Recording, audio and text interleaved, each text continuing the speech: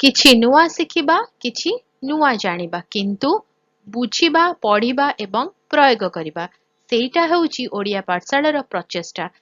ଆପଣମାନଙ୍କୁ ସମସ୍ତଙ୍କୁ ସ୍ୱାଗତ ଓଡ଼ିଆ ପାଠଶାଳାକୁ। ଚାଲନ୍ତୁ ଆଜିର ଭିଡିଓରେ ଆମେ ଏପ୍ରିଲ 13 ତାରିଖ ଏବଂ 14 ତାରିଖର ବିଶେଷତା ବିଷୟରେ କଥା ହେବା। ଏପ୍ରିଲ 13 ବା ଏପ୍ରିଲ 14 ତାରିଖରେ ବୈଶାଖୀ ପର୍ବ ପାଳନ କରାଯାଏ। ଏହା ମୁଖ୍ୟତଃ ପଞ୍ଜାବ ଏବଂ ଉତ୍ତର ଭାରତର ଏକ ପ୍ରମୁଖ ଅମଳ ଭିତ୍ତିକ ଉତ୍ସବ।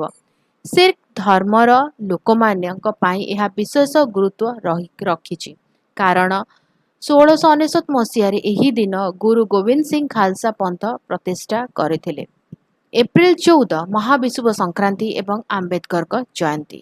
ଓଡ଼ିଶାରେ ଏପ୍ରିଲ 14 ତାରିଖ ମହାବିଷୁବ ସଂକ୍ରାନ୍ତି ବା ପଣା ସଂକ୍ରାନ୍ତି ଭାବରେ ପାଳନ କରାଯାଏ।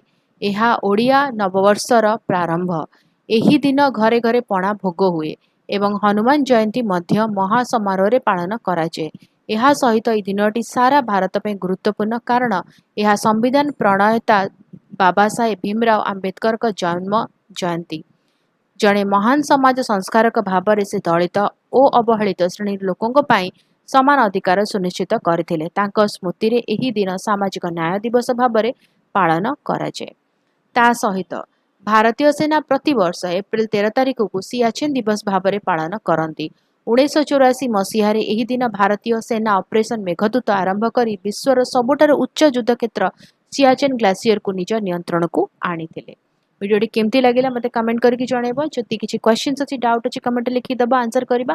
ଆଉ ଭିଡ଼ିଓ କ'ଣ ସହିତ ସେୟାର କର, ଚ୍ୟାନେଲକୁ ସବସ୍କ୍ରାଇବ କରି ବେଲ୍ ଆଇକନ୍ ପ୍ରେସ୍ କରି ଅଲ୍ ନୋଟିଫିକେସନକୁ ଅନ୍ ରଖିଥାଅ। ତାହେଲେ ରହୁଛି, ଦେଖା ହେବା ଆଗାମୀ ଭିଡ଼ିଓରେ। ଭଲରେ ରୁହ, ସୁସ୍ଥରେ ରୁହ, ମୋତେ ଅନୁମତି ଦେବ। ବାଏ।